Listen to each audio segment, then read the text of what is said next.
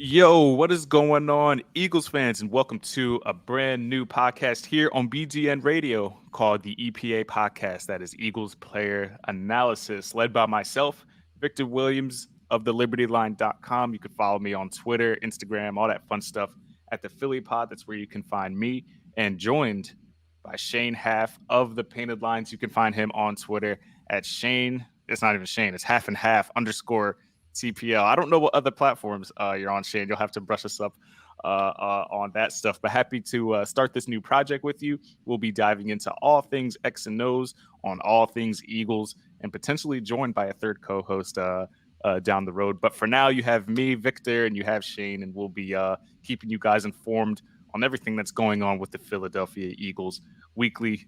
For you, brought to you by Bleeding Green Nation. Shane, put together that intro on the fly. How to sound? That sounded pretty good.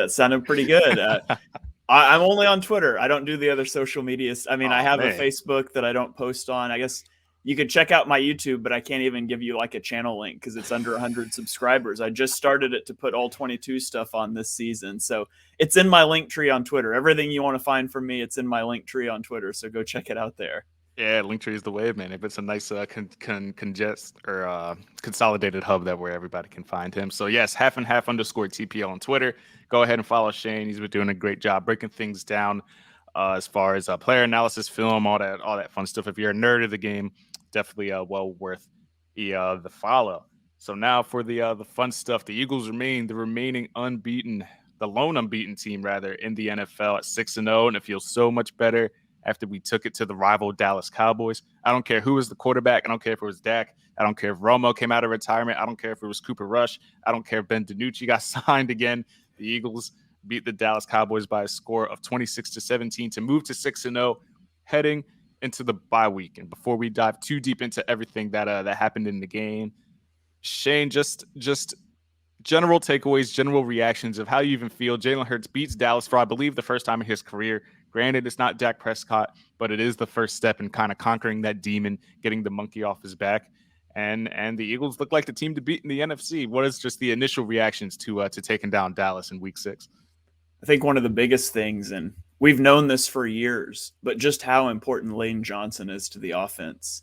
And the Eagles up 20-0 late in the second quarter. Obviously, they give up that field goal that sets up that kick return that sets up a field goal to make it 20-3 at half. But Lane Johnson going out with a concussion, the offense stalled out, right? They only gained 21 yards in their first two drives of the second half, and Dallas scored on both to make it 17-10.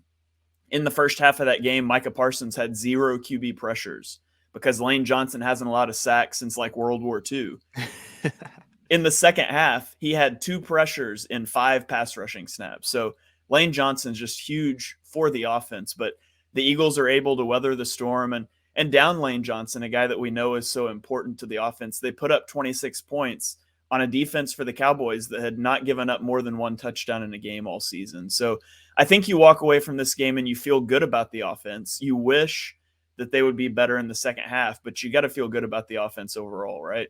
Yeah, there's not a lot of bad things you could say about the offense, especially in the second quarter. They're on pace to be the best second quarter team in football NFL history, I believe.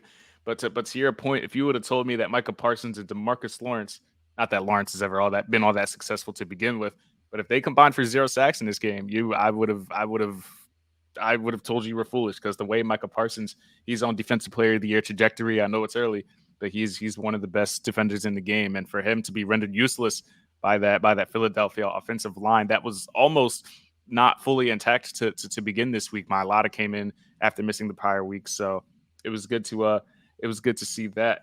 You definitely do want to see some second half scoring, some second half explosiveness, but I'm going to assume, and we all know what assuming does, but I'm going to assume that they're going to figure that out down the road. Eagles averaged 21 points per game in the first half this season, and they're at 5.8 points per game in the second half. So, there could be, it's a week by week thing. You look at some games, they've just sort of parked the bus and they haven't tried to score. Not that they're not trying to score, but the offense changes in the second half. I mean, this is the second week in a row that they've had almost an 8-minute drive to put a game away. And I love that they can do that. they're up 20-17 now. They're sort of reeling. The offense has not gained much in the second half. The Cowboys have scored 2 straight possessions, and they answer with a 13-play, 75-yard touchdown drive that eats just under 8 minutes. And there was still a little bit of theatrics after that, but that essentially put the game away. And it's not the first time that we've seen them do that. And so I think there's concerns about how they come out of halftime. I think it is blown out of proportion a little bit. I mean, if you just look at the last 3 weeks in the fourth quarter, they've entered the fourth quarter with a 7-point lead on average, 7.6 points, and they've outpossessed the ball 10 minutes and 24 seconds to 4:36. So they're giving opposing offenses 4.5 minutes time of possession in the fourth quarter to try to overcome a touchdown deficit. And they're not having a lot of possessions, thus not a lot of points. Now, there's some things to be concerned about. I would like for them to come out better in the third quarter. But the way that they're closing the first half, the way that they're closing the second half, they're doing it at an elite level right now. Yeah, so the Eagles were up 20-0 at one point, and then of course, Dallas closes it to 20-17, and then to your point, they go on that 13-play, 75-yard drive and chew up 7 minutes and 37 seconds on the clock. I mean, when you can do that, and that's what makes the Eagles so dangerous, in my opinion, because they have so many facets on offense. They can kill you. They can still be dominant on the run when they choose to. But even if they can't be, they're playing a very good rush defense. Then they have the weapons on the outside, as evidenced by AJ and Devontae and Dallas Goedert and all the other guys that you can get killed with. But for them to be able to settle down and just, whether it's Hurts or Miles or whoever they're using at the time, and just chew clock, that's how you win, obviously, playoff games down the road. And that's how you win in the trenches, and that's how you win in cold weather, and that's how you win in all these scenarios that the Eagles are going to be in, especially when they come out of the bye week. And you think about some of the other elite teams too in the NFL. Not that there's a lot. I mean, really, you have a clear top tier that's the maybe Chiefs. 4. I was only going to say 3: the Chiefs, the Bills, and the Eagles. Who do you have as the 4? Maybe Minnesota. I mean, we obviously beat them, but maybe, like, I guess you have to, like, respect them at this point, even though we beat them. But, like, they're 5-1, so, like, you have to at least pay attention to them. Sure. But you think specifically about the Bills and the Chiefs, and that's who everybody's trying to catch up to. Right. Both of those teams really struggle to run the football. And we know, it's explosive plays, all of that. Running the ball doesn't matter, except it kind of does in today's NFL. I mean, 8 of the 14 winning quarterbacks this week threw for under 200 yards. Defenses are dropping 2 safeties deep. They're taking away explosive plays. And so sometimes you just need to be able to run the ball. If they're going to give you light boxes, which teams aren't even giving the Eagles light boxes, but if you're going to give a team a light box and they can't take advantage of it, that's where you see some of the inefficiencies for the Bills and the Chiefs. The Eagles don't have that problem. It makes them a more complete team, not necessarily a better team, but they're more complete in the aspect that they can take whatever you give them. They can be a vertical passing team. They can be a running team. They can be a quick game team. They can really do whatever they need to offensively, except beat the blitz. That's something they're gonna have to figure out how to do down the road. Hopefully, I do want to touch on Jalen Hurts for a second, because I know he started off hot and he was all in the MVP consideration, and he's still amongst the league leaders in several categories: passer rating, completion percentage, total yards. If we combine all the yardage, all-purpose yards, he's 3rd in the league, as well as his I believe it's 12 touchdowns. Is it 6 rushing and 6 passing he has, I think, to this point? So that's also 3rd in the league. But I think how do I word it? I think what makes his team special is the fact that Jalen Hurts doesn't have to be this dominant quarterback in order for them to succeed, and he hasn't been these last few weeks. And it doesn't even feel like he hasn't been, because the offense is so explosive on so many levels. What do you think? What do you make of Jalen Hurts' first 6 weeks as his 2022 campaign has started to enter the bye week? Do you think that Jalen Hurts has reached the ceiling yet? Because the Minnesota game is probably obviously the what's the word? Pinnacle. The pinnacle. Not a ceiling per se, but that's definitely where what he's able to do. And then these last few weeks, he's been obviously a lot more conservative due to weather and whatever the situation was. Arizona dialed it up pretty good defensively against him. What do you make of Jalen Hurts 6 weeks into the season thus far? It's sort of been a tale of, like, I don't know, 2 halves of the 6 weeks. In the first 3 weeks, he was pushing the ball downfield. It was a vertical offense. They were averaging his ADOT was 8.6 yards in the first 3 weeks. His For those of us that don't know what ADOT is, his myself average, included. his average depth of target. So he was pushing the ball downfield. His average pass was traveling 8.6 yards downfield the first 3 weeks. The last 3 weeks, it's dropped to 4.6, which is if you look at the season as a whole, that is the shortest by far. The second shortest is 6.2 with Kirk Cousins. So the last 3 weeks, he's been throwing the ball really short. And there's been reasons for that. The Cardinals are a blitz heavy team. It was a banged up offensive line. You can't take the vertical shots. The Cowboys have a tremendous pass rush. Not that they're blitz heavy, but they have such a good pass rush. And so they've been forced to adapt. They started the year as a vertical passing team. They were pushing the ball downfield, and they haven't done that the last 3 weeks. I don't think that they're done trying that. Like, I think that that's what they want to be. It's what they open the year as. But it just shows their adaptability.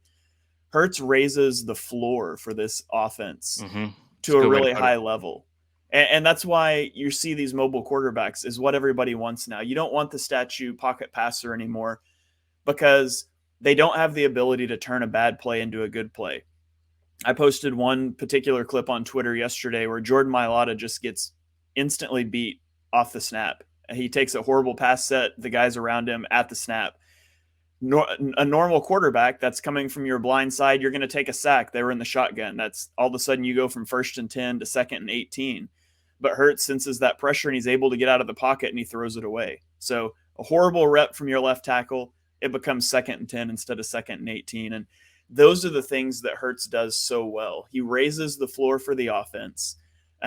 His legs are such a huge asset, even when he's not running the ball a lot. You saw against the Jaguars that they consistently just negated heavy box counts by making Hurts responsible for someone in the run. Leave the defensive end unblocked, and Hurts is responsible for reading him out. You do it in the passing game. They do it with the blitz game. And, I would like to see them have some better answers to the blitz than, hey, Jalen, bail us out. And I hope that's coming. I feel like I saw the beginnings of that in the Dallas game. But he's exceeded my expectations for this year. This is a player that's consistently gotten better over the course of his career. And I thought he was probably nearing that ceiling last year, and he's taken a big leap this offseason. So it's great to see. Yeah, I think the most important stat of them all of Jalen Hurts is just the 2 turnovers that he has this season. And granted, I think they were both off the hands of receivers. I remember the one, I think it was Gainwell. I don't recall the other one. But combined fumbles, combined interceptions, just 2 turnovers for Jalen Hurts, and taking care of the football goes a long way. And I know that people like to coincide that with game managers and whatnot. Just don't lose us the game. But Jalen Hurts does a very good job of taking care of the football, and I've been impressed with what I see myself as a guy who wanted to see what Jalen Hurts could be in 2022 and not be so quick to ship him out the door. With each passing week, I'm more and more certain that the Eagles are going to find some other plans with those first round picks, whether it's Brian Burns, whatever the pipe dream is going to be. I think as each week goes by, it's really hard to see the Eagles not moving forward with Jalen Hurts, at least for the next maybe short term future. I don't know about 10 plus years, but as far as the immediate future, I think Jalen Hurts is going to at least be in Philadelphia. To flip on the young players on the defensive side, I know we are strong. We have strong opinions on what's going on along the defensive line. There was much outrage made about Jordan Davis's snap count in the beginning of the season. I haven't seen the updated ones yet this week, but we do see we're starting to see inklings of more and more Jordan Davis. I know they aren't using him in certain fronts, and they're trying to use him in different scenarios. You probably know more than I do about alignments and when Jordan Davis is being used. But what do you make of the defensive rotation? Fletcher Cox is looking gassed at times, as much highlighted by the clip you you put out. This man is watching Zeke just run by him. I don't know if he just doesn't have the energy to dive anymore, or I don't know what it is. But what do you make of the defensive front and the rotations that we're seeing with Davis, Hargrave, and Cox? And not a lot of Milton Williams chatter this year. He was a guy I really thought was going to step up, and I'm not hearing his name too often. What's going on there? Yeah, it's a surreal feeling. I tweeted that clip, and then I went to go do some math tutoring for a family, And I came back and that clip had blown up, had like 50,000 Oh views. man, any clip that shows somebody not giving effort in Philadelphia, it's gonna go. Just ask me about the AJ not tackling on that pick six. Yeah. And then I had like a bunch of Eagles fans in the comments mad at me. It's like, yeah, but y'all lost. And I was like, first of all, I'm not a member of the Cowboys organization. Second of all, it's not even who I cover. I'm talking about the Eagles. But yeah. Dive into what that clip was supposed to highlight for those of us that just thought you were slandering the team. Not me personally, for the people that thought you just wanted to slander Fletcher Cox. What did that play highlight, and how is it rectified moving forward? Yeah, so the clip, it's the Zeke Elliott touchdown. They're down in the red zone. Cox is lined up. I believe he was a one tech on the play. I'd have to pull it up again. He might have been the three, whatever. He's lined up as a defensive tackle in one of their 4-man fronts, and he gets pushed like 10, 12 yards by Terrence Steele, totally washed out of the lane. Now, people were asking, Avonte Maddox like runs right across it and saying he has no awareness, but he was playing man coverage on a receiver that was running that little scrape route under the formation, just like AJ Brown did twice in this game. So Maddox isn't in the run fit. Kevon Wallace does a horrible job of filling the hole, but you're just not used to seeing Fletcher Cox get pushed 10 to 12 yards like that. And it wasn't even Zach Martin. Which that's what people would say. He didn't have a great game. He was up against Zach Martin, but this was Terrence Steele that did that to him. And Steele's been a decent player for them, but he shouldn't be doing that to Fletcher Cox. Cox has played, he's played 70+% of the snaps 3 weeks in a row. And it's not good. This isn't an anti-Cox thing. Like, yeah, Cox isn't the player that he used to be. He's been good this year, I thought. He's had a stellar start to the year, I think. He's been good as a pass rusher. I feel like he's not been very good as a run defender. But part of that is how the Eagles are and part of that's how the Eagles are structuring their defense. But to ask this guy to play 70+% of the snaps when you have a defensive tackle in Jordan Davis you traded up for in the first round, who played 33% of the snaps, that just doesn't make sense. I think the Eagles are doing a disservice to both players. It would aid Jordan Davis's development to be on the field more. And you're going to get a better version of Fletcher Cox when you're not asking him to play 70+% of the snaps. He's played more snaps, a higher percentage of the last 3 weeks than he did over the course of the entire season last year. He's a year older. You can't do that. So I think look at how they're handling Brandon Graham. Brandon Graham's playing like 40% of the snaps, and he's playing at a really high level. I think Cox can do that if they will let him do that. Yeah, I think the depth there is also factors into it. And we didn't expect Jordan Davis to obviously be starting by this point, but we do expect him to start to inch more into the defense as the season goes on.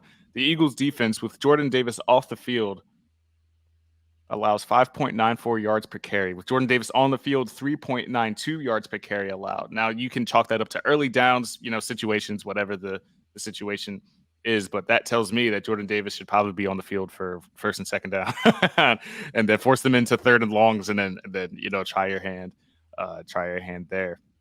One of the problems with that though is how the Eagles are deploying Davis. So you've seen, they have the 5-man fronts and then the 4-man fronts. And odd fronts, even fronts. They're only allowing Jordan Davis to play in odd fronts. He's played exclusively as the zero tech, the nose tackle in those 5-man fronts lined up on the center.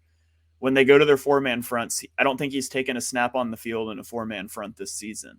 And I don't know why they're doing that. It doesn't make sense to me. He's perfectly capable of being a one tech. So that's in the A gap between the center and the guard in those 4-man fronts. But it's becoming the coverage, the personnel, it just doesn't work, because what the Cowboys did on Sunday night is they looked and said, is Jordan Davis on the field? And if Jordan Davis was on the field, they spread the formation out. And now you're in this 5-man front and it doesn't work like that. They need to be more flexible. So in the second half, Jordan Davis played 12 snaps. The Cowboys threw the ball on 8 of those 12 snaps, and they went 7 of 8 for 79 yards and a touchdown. And I think you're going to see teams start to do that. If Davis is on the field, we know they're in a 5-man front. We're just going to spread the field and get the ball out fast. And you can do that. And so they need to allow him. I hope it's something that they address over the bye week. It made sense early on, give the rookie an easy on-ramp, but it's time to start building out his role on the team. Yeah, they definitely gotta figure out what's going on along that front, because, like you said, in a guy in Jordan Davis, you used the first round resource on a guy that you traded up for and tried to steal him from Baltimore. He's gonna have to be more of a force, and he does well in the snaps that he plays in.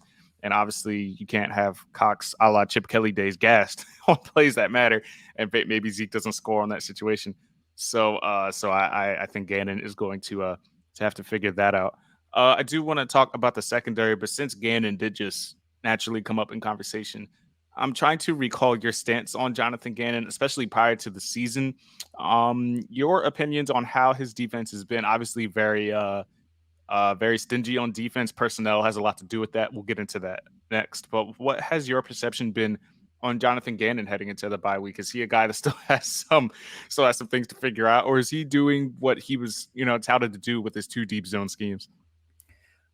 Going into the season, I thought he was the biggest question mark on the team, a bigger question mark than Jalen Hurts even. Just because, I didn't know. I wasn't impressed last year, but he didn't have, let's be honest, he didn't have the most talent on his roster last year. Week 1, I did not like what I saw, the way that they played the Lions. Of course, it turns out the Lions offense is better than we thought. I thought he's done a pretty good job. There's times that I get frustrated with some of the things that he does, but overall, I think it's sort of just dialing in what works. They know some of the things that work. It's just fine tuning. Like I said, I would like to see a little less predictability in terms of their fronts.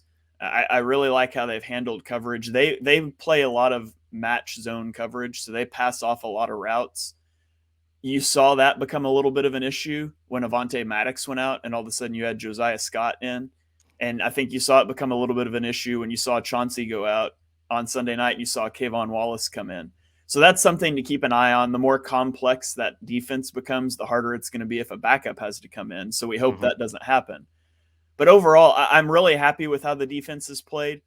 If you look at like the DVOA rankings, they're really highly ranked, but they're like 28th in variance. And so that's something to keep an eye on. They're very turnover reliant, which is good that they're getting turnovers, but we know turnovers are largely luck based. And so if those turnovers start to dry up, then we see what the defense looks like in those situations. But they've struggled against the run. I think they've done so by design, because you would rather give up run plays than pass plays. And so overall, I've been encouraged. I think the pass rush is a lot better than people have given it credit for too. I've seen a lot of slander on my timeline this week of people saying the pass rush isn't getting home and all those things. I thought the pass rush has been pretty good this year. Speaking of the defense, I thought we were going to have an unprecedented streak of 6 straight NFC Players of the Week. And this man, Chauncey, got snubbed this week. He got snubbed for Tariq Woolen, who was playing very well, by the way, in Seattle, and was a guy that I really, really, really, really wanted in the draft. And, of course, it doesn't happen. But Tariq Woolen with his – I don't even know what he – did he have 1 interception this week? Who was he even playing against? It was an interception, and he had a fumble recovery too. They were playing against the Cardinals. Is that better than what CJ did? One of the interceptions was tipped right to him, I guess, but the other one was for all intents and purposes a game clinching interception. My man Chauncey got snubbed. We were supposed to have 6 straight NFC Players of the Week, and it didn't happen. And I'm very upset about this. But speaking of CJ, very stout performance, kind of his coming out performance as an Eagle, and he's made himself acquainted with the defense very, very quickly. How do you think CJ was able to produce at his level after being with the team for maybe 7-8 days prior to the beginning of the season? And granted, he had some rough spots to start the season, and he's looked lost at times, as any of us would when you get inserted into a system so quickly. But what do you make of CJ this far into the season? And do you think he's one of these guys that are going to – I think he's probably the first guy to get paid, but what do you make of his future here as well? I was a huge Chauncey Gardner-Johnson guy way back to his draft, and I have a habit every year of I don't peg all my draft takes right, but for some reason every year I fall in love with a safety who falls out of round 1 and then gets drafted by somebody else and is really good. Was it Jaquan Brisker last year? No, it was Jalen Petrie this last year. It's been Chauncey Gardner-Johnson. It's been Jeremy Chin. It was Chin Justin Reed. Obvious reasons. Yeah, Justin Reed. It's always somebody. So I was thrilled when they acquired him from the Saints, and they didn't give up anything for him.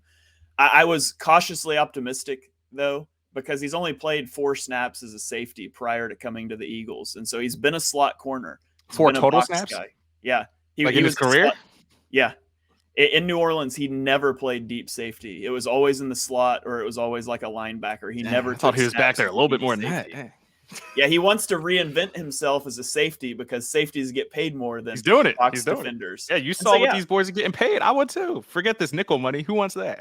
exactly. And his agent is going to be thrilled with those 2 interceptions because it doesn't matter that one of them was tipped and the other one was dramatically underthrown. He's going to pull out the chart and he's going to say, hey, he had 2 interceptions from deep safety in one game. Pay this man. Mm-hmm. I think, and I feel like I've been on an island a little bit here with this because everybody's been enamored with him. And I love him being on the roster. I think he's struggled early in the year. I think so too. He's not been the best tackler. He's never been the best tackler. He will mix it up with you, but he's never been the best tackler. Coming downhill from deep safety versus being in the slot, it changes the angles. I thought his tackling, in particular, like his run fits, have been pretty poor this year. And he's struggled in coverage some as well. Now, nowhere near as badly as like Kevon Wallace did. You could see a huge step back on the field. I'm surprised he made the roster, to be honest. I thought Kevon was a cut casualty. How is he still here? Yeah, I mean, to be honest, I would put Blankenship out there as my safety if Chauncey goes down again. But even you look at the picks, and I'd said that before the game that I wasn't, Chauncey hadn't played great, all those things, and people were trying to light me up a little bit about the 2 interceptions. But one of them was tipped right to him by Bradberry. Great play by Bradberry. Mm-hmm. The other one, Brandon Graham gets pressure on Cooper Rush. He hits him as he's unloading the ball. Thank God for Brandon Graham, because that's a touchdown. That was wide open, running down the sideline. If he's maybe Rush misses the throw anyways, but if he's able to step into that and hit that throw, that's a touchdown. Chauncey got bailed out by the pressure. Now, he made a fantastic play to track that ball, lay out with the injured hand. I love all of that, but I love him. And that's part of what makes me so excited for the defense too, is I don't think he's played particularly great, but I think he's got the athletic traits that as the instincts start to catch up with him learning a new position. I don't think this defense is in its final form. I think Chauncey will get a lot better as the season goes on. And if he does that, the Eagles should absolutely pay him and keep him here long-term. Yeah, Chauncey, I think I'm in agreement with you there. I think you've struggled in certain spots this year. There's definitely some plays you can highlight that he's trailing, that he's not not all there on the defense. So I definitely in agreement with you there. Speaking of, you mentioned Bradberry, another guy who might be playing the best football of his career, and that's including his Pro Bowl season. If you encounter that with Darius Slay, now PFF has different stats. Obviously, I don't know if PFF is gospel to some people, but Bradberry and Darius Slay against Dallas was 13 targets, 4 catches allowed. I had PFF has 3, but that's neither here or there. 4 forced incompletions, 1 interception, and of course a 12.7 passer rating allowed. Now, we all knew how great Darius Slay was. He's still doing it at 31. Cornerbacks typically fall off a cliff when you get into your 30s, so I don't know how Slay still mixing it up with the best receivers in the league. And then you have James Bradberry, who everyone thought was cooked, leaving Giants. I tried to tell people that Patrick Graham had him in a scheme that didn't play to any of his strengths, and that's why he allowed the most yards of his career. But Giants fans obviously weren't trying to hear that. And now he is playing at a Pro Bowl level in Philadelphia and is probably going to earn himself a very lucrative contract next offseason. Is this duo the best cornerback duo in Philly since Lito and Sheldon, and maybe even since Troy Vincent and Bobby Taylor, for those people that are older than us? Yeah, I mean, it's got to be. The secondary has been such an issue for the Eagles for so long, and it feels like they finally got it right. And I'm really high on Avonte Maddox, too. You throw him in there. I think the Eagles have the best corner trio in the NFL, hands down, in my opinion. They're playing at such a high level, and Bradberry – out of the 3, Bradberry, I think, has had the best year so far. He's been so impressive. I think so, too. Yeah. And when we signed him, you hoped that it would be a competent corner, too, so you can keep, you wanted him to be Steven Nelson, maybe a little better version of Steven Nelson. Just a little better than competent CB2, and we're getting all-pro CB2, and it's just incredible. And that's what gives the Eagles so much flexibility on their defense is they've got 2 guys, 3 if you throw Maddox in certain situations in the slot that can lock players down. I'm so sad that Avonte Maddox missed the Cardinals game because I really wanted to see him on Brown and on Rondale Moore when they put them in the slot. I thought it would have made a huge impact on the defense, but they've got such versatility in what they can do, and it all starts with Bradberry coming in this offseason and being such a good pickup for them. James Bradberry thus far in the year after 6 games, he's only allowing a 41% completion percentage when targeted, 8 yards per completion, has allowed 0 touchdowns, and QBs have a 30.3 passer rating when targeting Bradberry. So when Slay takes away the best receiver, people have no choice but to pass to James Bradberry, and we all see what happens when you do that. And I think they're pretty even targets now. It's getting to the point where people are like, maybe we have to throw it Slay because we can't do it against Bradberry either. And it's a really, really good problem to have on the defensive side. And the only part that makes me sad to think about moving forward is like, how are we going to keep all these guys? Because there is a long list of free agents, of guys on 1-year deals and guys that are on expiring deals that the Eagles are going to have to figure out how to pay. And Howie is a cap wizard, as we all know, but I don't know how he's going to figure it out on this one. So Shane, I will run you down the list of the players that matter that we could look to potentially pay, and then we'll discuss who most likely stays and who most likely will be too expensive and who the Eagles just probably won't even look to retain. Ready for that? All right, let's do it. All right, so first on the list, obviously at age 33, is Fletcher Cox. He was brought back on that 1 year. I think it was $14 million, and that raised a lot of outrage. So we have that. Javon Hargrave is also on an expiring contract at 30 years old. James Bradberry on a 1-year deal. Isaac Siamalu, offensive lineman, is slated to be a free agent. Andre Dillard, as we all know, people are expecting they were expecting him to trade him, but now it's a good thing they kept him around. Kaiser White, very, very good this year so far for the Eagles. TJ Edwards, Boston Scott, Zach Pascal, Miles Sanders, Gardner Johnson, obviously on the expiring contract, didn't get paid in New Orleans, looks to make big money as a safety in Philadelphia, and that's why he came here, and he's doing just that as of now. Gardner Minshew is gone after next year, so backup quarterback. We'll have to figure that out. Hopefully they don't draft one in the second round. And then Marcus Epps at safety. So there's a lot of holes to figure out. And if they win a Super Bowl, I mean, some people might take some pay cuts, but I don't know about all those guys. So can you imagine what the discourse in Philly is going to be like if they haven't extended Jalen Hurts yet and they draft a day 2 quarterback?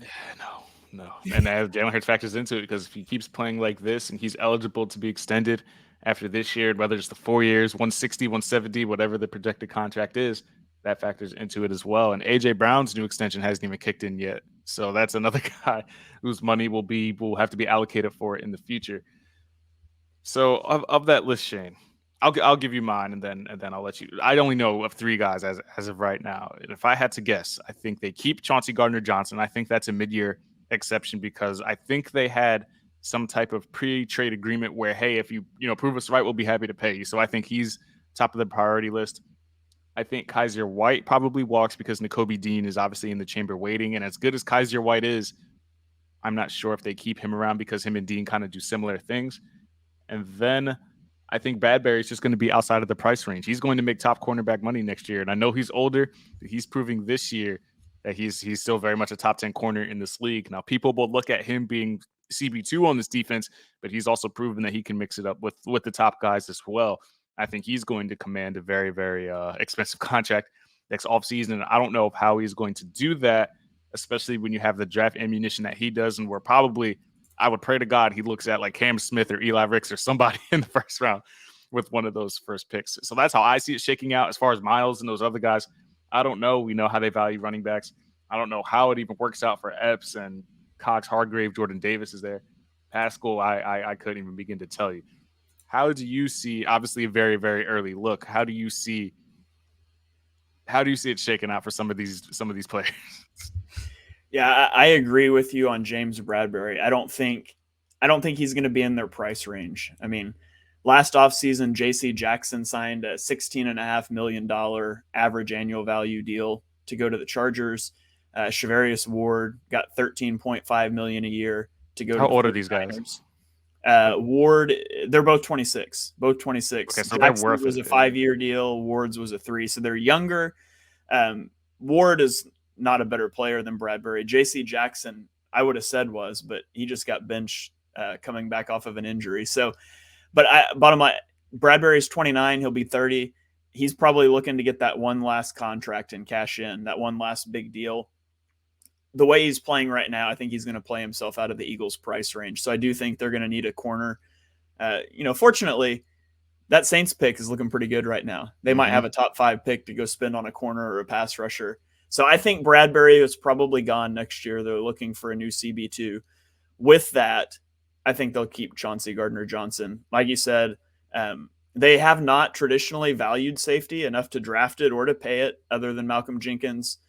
But he is the same. He's not the same player. He's the same type of player and how you can use him, though. They haven't used him that way because it's a different guy running the defense. But I agree with you. I think Bradberry's gone. I think Chauncey stays.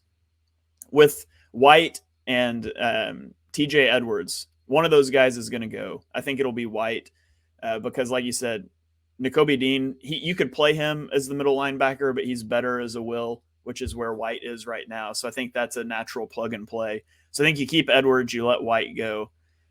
At defensive tackle, it would not surprise me to see them keep one of Cox or Hargrave.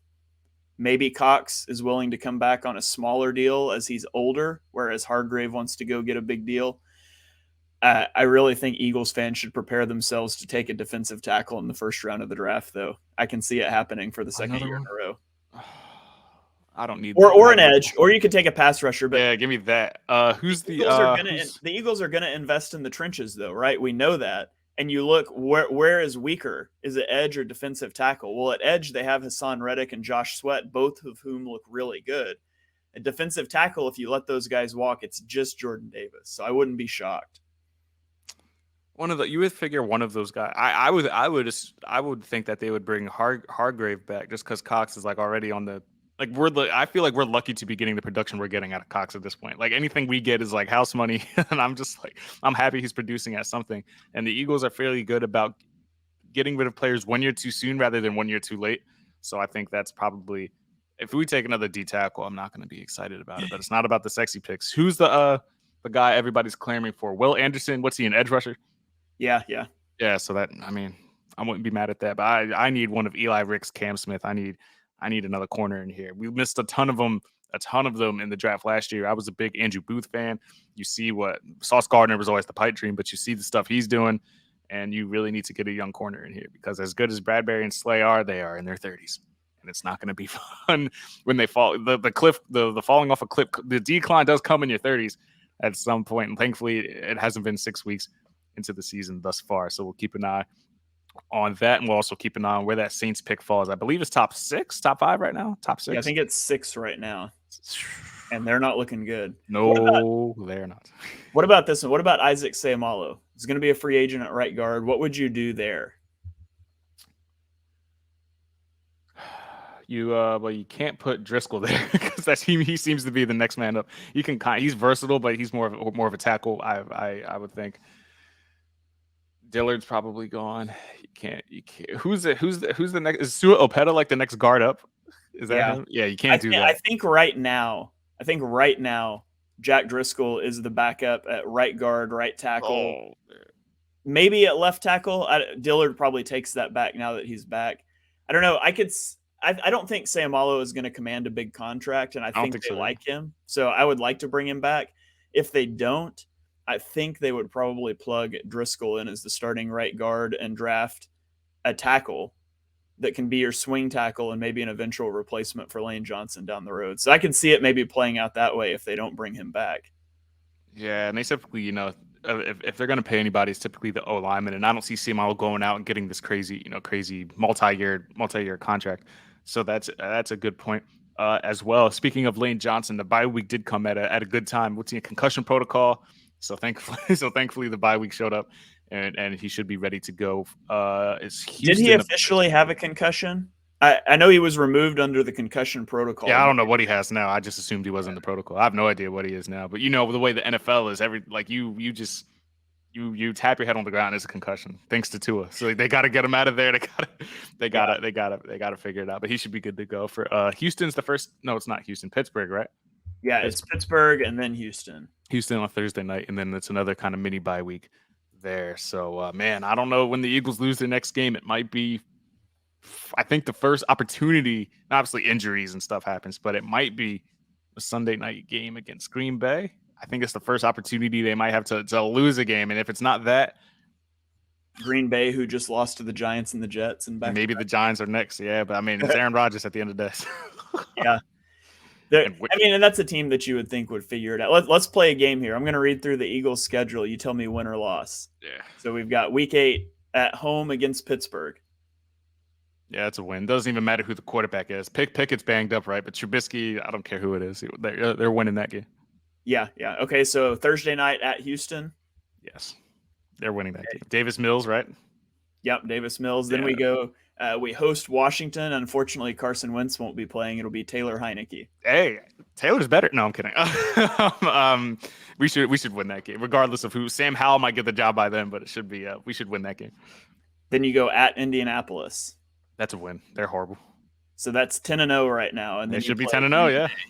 Yeah, and so you look at the schedule. Like the Eagles are going to be favored in every game the rest of the way. They don't play a team. Yeah, I think so. I mean, barring something happening, but they should be favored in every game moving forward. Maybe one of the Giants games if the Giants are still winning, but I still can't believe what the Giants are doing. Like, they're not a talented football team. They've just got an extraordinary coach right now, and the gimmicks are working for them. You have to assume that evens out at some point, but I think it's very possible that the NFC East is going to have 3 teams in the playoffs. Yeah, and Lamar Jackson is serving them the win, like literally on a platter. Like he's handing the Giants the win. Is the way that's happening. And man, what is it? Christmas Eve, and the Eagles might have the division. Well, maybe not the division locked up by then, because Christmas Eve is Dallas, right? Yes, Christmas Eve is Dallas, and then Week 17 is the Saints. Week 18 is the Giants. Well, they're incentivized. They're incentivized to play good against the Saints for the draft pick, obviously. So even if they have it wrapped up, the starters probably play for the draft pick. And then who's the final week? The Giants. Maybe playoff implications for the Giants. I doubt for the Eagles by then. So man, yeah, I hate. By the way, this is a soapbox of mine. I hate how the NFL does their scheduling. Why do the Eagles play the Giants twice in like 5 weeks? Yeah. It's terrible scheduling. Just you play your 3 division games weeks 1 through 3 and week 16 through 18. It'd be so simple, spread it out. I want to play the Giants now. I don't want to wait to play them until December and then play them again in January. I hate that. Yeah, they should spread out the division games a little more, because Washington has a pretty big gap. What was it, week 3, and we don't see them again until week, whatever is it, 12, 11, 12? Yeah, they need to figure out that. But everybody's complaining about the Eagles and their schedule and all of this and that. Hey, you beat the teams that are in front of you, and we beat up on the good. We beat up on the bad teams, and we've actually looked impressive. Like the Arizona, that's a gutty win. Arizona was a gutsy win. Jacksonville in the rain and the weather. I think the good thing, we'll wrap up on this. I think the good thing about this Eagles team is that they've won all of their 6 wins, in my opinion, have come in different formats. Whether it's been offensive explosions, standout defensive performances like we saw against Washington. You did it in the rain and in inclement weather. You did it when you got punched in the mouth against can't remember. They fell down 2 scores. Jacksonville, right? You got punched in the mouth in Jacksonville. You did it on the road against a good Cardinals team. They prove that they can win no matter what the circumstance is. It's not like they're winning the same way every single game. They're throwing different stuff and they're adapting, and they just continue to win. And we got a lot to thank to Coach of the Year candidate, Coach of the Year odds-on favorite right now, Nick Sirianni. So, man, yeah. I was told by people that he was going to be a disaster because of his press conference.